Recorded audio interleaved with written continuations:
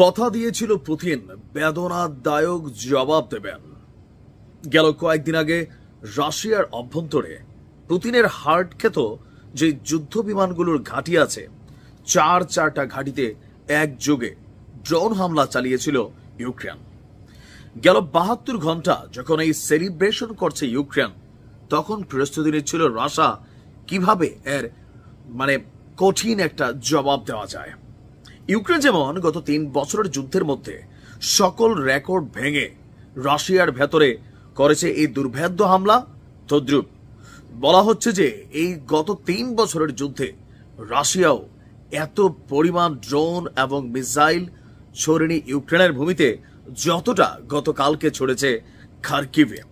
দর্শক, Russia Ukraine যুদ্ধে নতুন মোড়।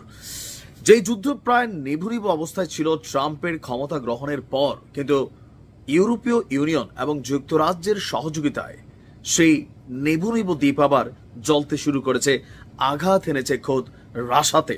সুতরাং জবাব তো তাকে নিতেই হবে। ইউক্রেনের দ্বিতীয় বৃহত্তম শহর খার্কিভে গতকালকে বিশাল ড্রোন হামলা চালিয়েছে রাশিয়া, আর এই হামলায় নিহত আহতের সংখ্যা এখনো গণনা চলছে। খার্কিভের মেয়র ইহোর তেরেখভের বরাত দিয়ে আন্তর্জাতিক গণমাধ্যম বিবিসি বলছে যে রাশিয়া জাস্ট কয়েক মিনিটের মধ্যে 48টি ড্রোন, ক্ষেপণাস্ত্র, গ্লাইডি বোমা হামলা চালিয়েছে। এছাড়াও খেরসন শহরেও চলেছে ব্যাপক তাণ্ডব। আপনার টেলিগ্রামে দেওয়া পোস্টে বলা হচ্ছে যে যুদ্ধ শুরুর পর সবচেয়ে শক্তিশালী হামলার সম্মুখীন হয়েছে খার্কিভ। জাস্ট কয়েক মিনিটের মধ্যেই এই হামলাগুলো একের পর এক চলেছে।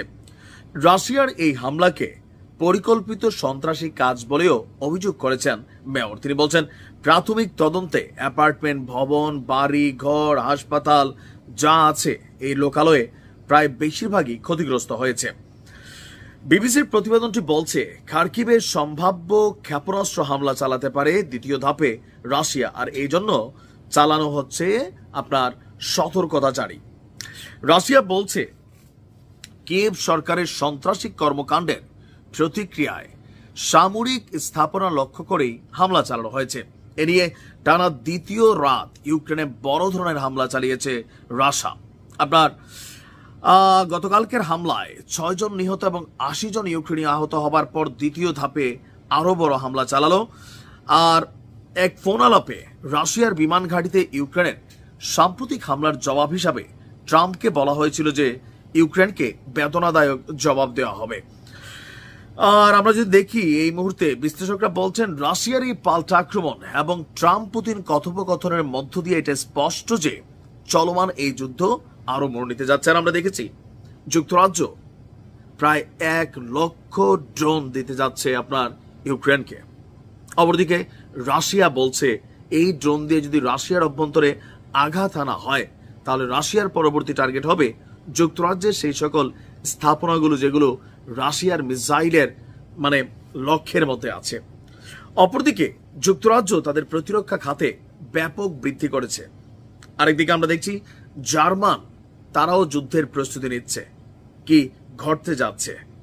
মাঝখানে যে আলোচনা চলছিল, বৈঠকের কথা চলছিল, সকল কিছু এখন আউট অফ গ্যালারি। খেলবে পুতিন, দেখবে দুনিয়া। ভালো থাকো।